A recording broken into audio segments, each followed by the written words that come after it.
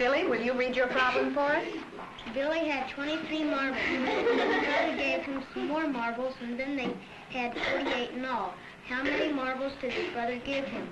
How do we write your problem, Billy? Write 23 plus n equals 48. 23 plus n equals 48. Now, how do we find the value of n in this problem? Ann? Well, we know the sum of the two add-ins, and we know one of the add-ins. So we subtract it from the sum to get the one we don't know. Julia, do you agree with Ann on how to solve this problem? Billy, is that the way to solve your problem? Yes, that's right. Yes, the plus sign tells you what to do. Now look at the problems in your book. Top of the page, section A. You see they have different signs. Some are problems in addition, some in subtraction, some in multiplication, some in division. The sign in each problem tells you what to do. Now I want you to work the review problems and make sure you pay attention to the signs. Julia, what's the problem? And let Julia do her own work. Not the problem from the board, Julia. Here in the book, page 323.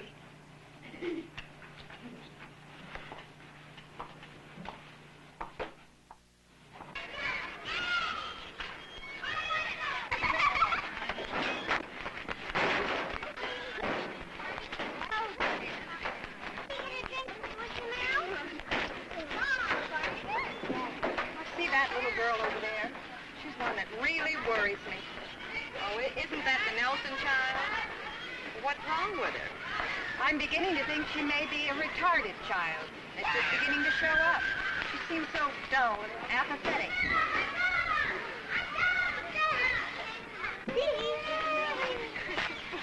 What's that thing behind the gray coat?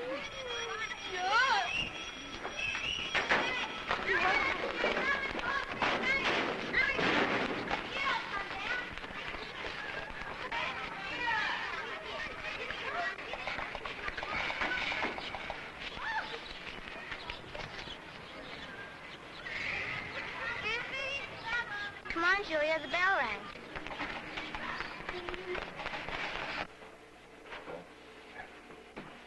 Put your spelling books away now, class. Review time is up. Time for the spelling section. All you should have on your desk is a piece of paper and a pencil.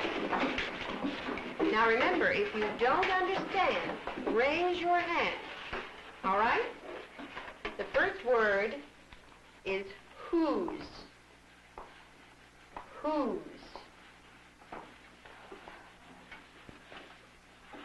Chase.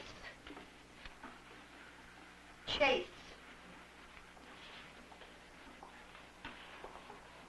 War. War. Engine. Engine.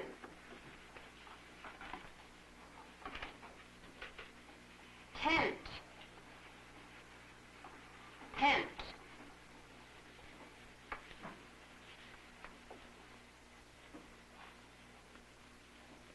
Belt.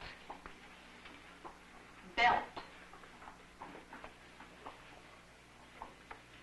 Popcorn. Popcorn. Fence. Fence.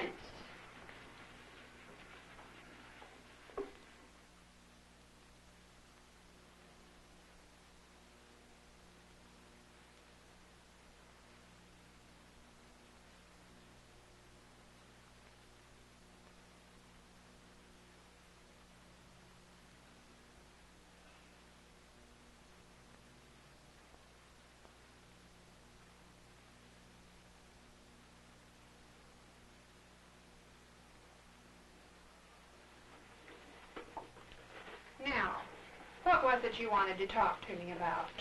I'm very worried about Julia Nelson. She's never been a very outgoing child, but lately she seems more and more withdrawn. I can't seem to get any response from her. Some days she doesn't say half a dozen words, and her attention span in class is short, too. She doesn't seem to be ill? No, there's a slowness and general lack of response. I really think she may be a retarded child, with a handicap that's just beginning to show up enough to be recognizable. Is this just in class? How about on the playground with the other children? She doesn't make many overtures to the other children, and for the most part, they seem to just ignore her. They aren't actively unfriendly or cruel or anything like that. It's just that she doesn't make any particular impression on them. Is this something that has just happened, or has she been this way all the time? Well, it's recently become a problem. I don't think I noticed anything unusual at first.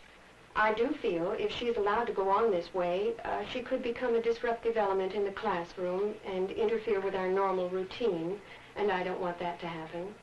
What is it you think ought to be done? I'd like the psychologist to check her. If she is retarded, the sooner she can be placed in a special education program, the better it will be for her and for the other children in the class. It would certainly be helpful to know just what the situation is with her. I'll have to make the arrangements and let you know about it later. Of course. How long do you think it will take? It will probably take a couple of weeks to make the arrangements and get the appointment. Then another week to get a report back.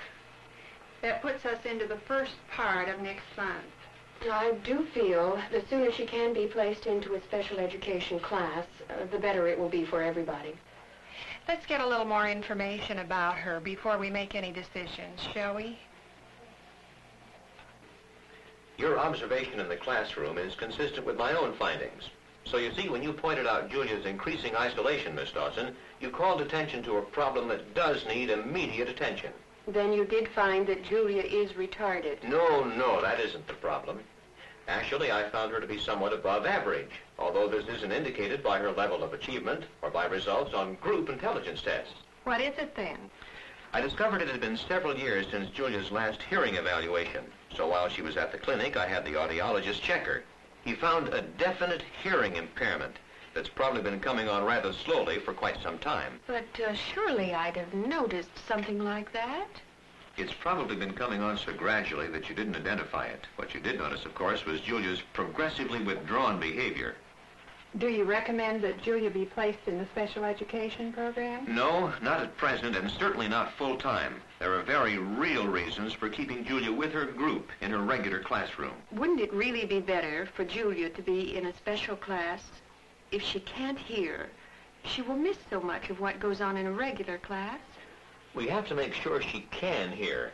A desk hearing aid may be necessary, and you'll have to change some of your classroom procedures, too. Change procedures. She already sits at the front of the room. That's just one factor. Actually, there's a whole cluster of problems here to be considered. We need to identify them, and then go on to give Julia the kind of help she needs. I say we. Actually, it's you, Miss Dawson, who knows Julia the best. You're with her every day. The primary responsibility for helping Julia rests with you.